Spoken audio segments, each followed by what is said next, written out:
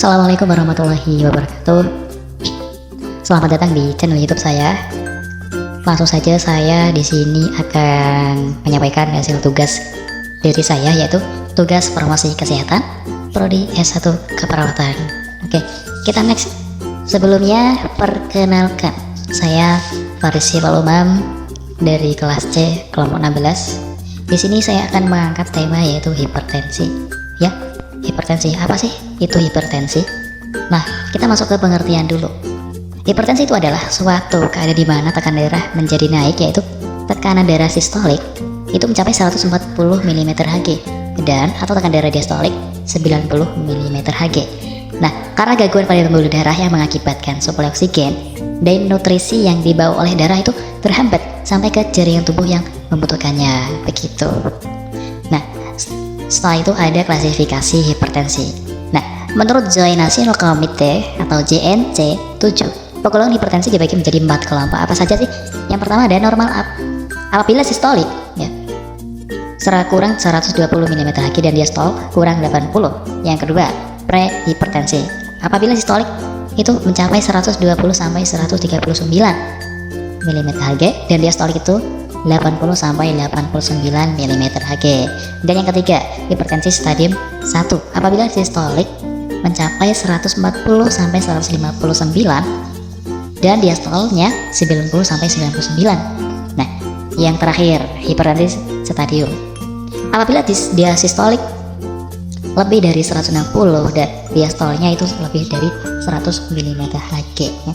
Jadi itu terjadi hipertensi stadium. Nah, begitu. Nah, apa sih penyebab hipertensi? Kok bisa terjadi hipertensi itu gimana?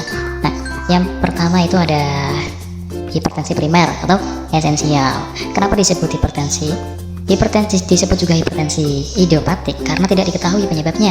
Faktor yang mempengaruhinya yaitu seperti genetik, lingkungan, ya, dan lain-lain. Hipertensivitas saraf, simpatis, sistem renin, antidiagnosis dan lain sebagainya. Dan faktor-faktornya yaitu obesitas, bisa merokok, alkohol, dan polisitemia. Oke, yang B yaitu hipertensi sekunder. Penyebab yaitu penggunaan estrogen, penyakit ginjal, sindrom Cushing, dan hipertensi yang berhubungan dengan kehamilan. Itu dia penyebab hipertensi. Nah, ini dia ada tanda dan gejala hipertensi. Yang pertama bisa dilihat gambar sakit kepala.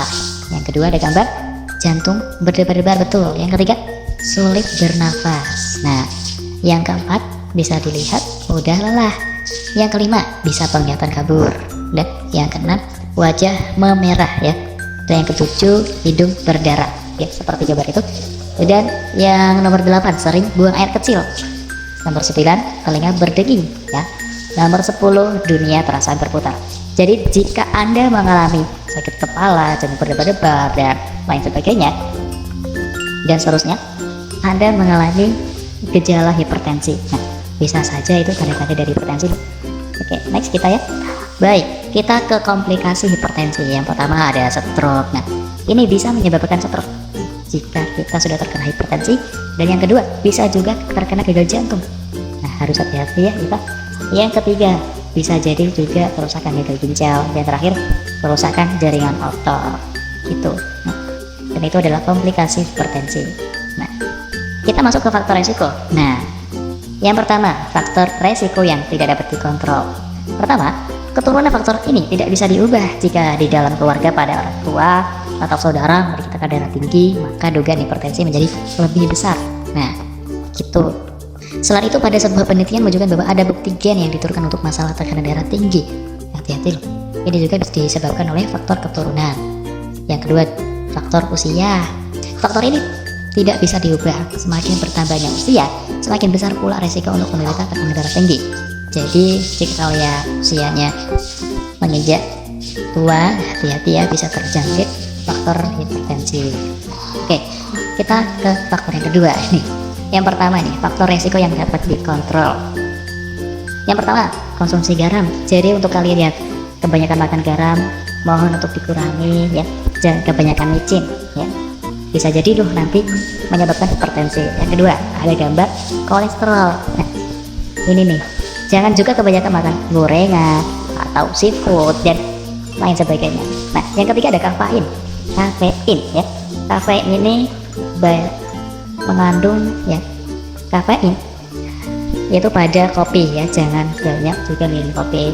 Alkohol juga jangan banyak minum alkohol, dan obesitas terutama juga jangan banyak makan terlalu lebih ya. Terus kurang olahraga ya, jadi kalian kurang olahraga jadinya mager dan stres. Jika kalian overthinking terus, nanti faktor resikonya bisa menyebabkan hipertensi.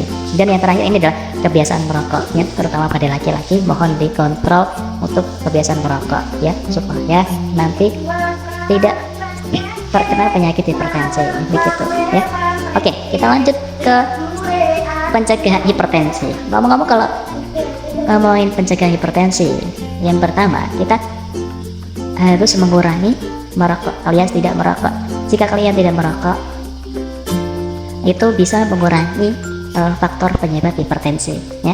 Yang kedua ada olahraga atau aktivitas fisik secara teratur. Nah, bisa dilihat di gambar ini, kita sering-sering olahraga ya, supaya badan kita itu sehat dan kuat begitu. Oke, yang ketiga, pola makan harus sehat dan seimbang ya. Contohnya kalau hipertensi ringan itu setengah sendok teh per hari ya. Jadi jangan terlalu berlebihan kalau teh, terutama yang mengandung banyak gula ya, dikurangi. Terus yang kedua hipertensi sedang ya, sendok teh per hari itu udah cukup. Dan yang terakhir hipertensi berat tanpa garam ya. Jadi kalau tanpa garam, tanpa gula itu adalah cara bisa untuk mengurangi faktor resiko terkena hipertensi begitu. Yang keempat itu melakukan olahraga secara rutin ya, yang seperti gambar ini ya. Oke lah, kita lanjut ya. Nah, ini dia gambar yang saya akan tunjukkan. Nah, seperti yang sudah saya jelaskan tadi ya. Gambar pertama yaitu jangan mengkonsumsi ya melebihi 1 sendok teh garam 1 sendok teh per hari ya, jangan makan garam. Yang kedua, banyaklah olahraga fisik. Yang ketiga, tidak merokok ya, hindari asap rokok ya. Yang keempat, diet ya, jangan terlalu banyak berlebihan makan. Dan yang terakhir, dan nomor 5, mempertahankan berat badan ideal ya, sama ya. Dan yang keenam adalah untuk menghindari minum alkohol ya. Jadi itu adalah cara pencegahan dan pengendalian hipertensi. Jika kita tidak melakukan aksinya, nanti kita tidak bisa begitu, tidak bisa mengurangi pencegahan faktor terkena hipertensi ya. Mungkin itu sekian dari saya. Wassalamualaikum warahmatullahi wabarakatuh.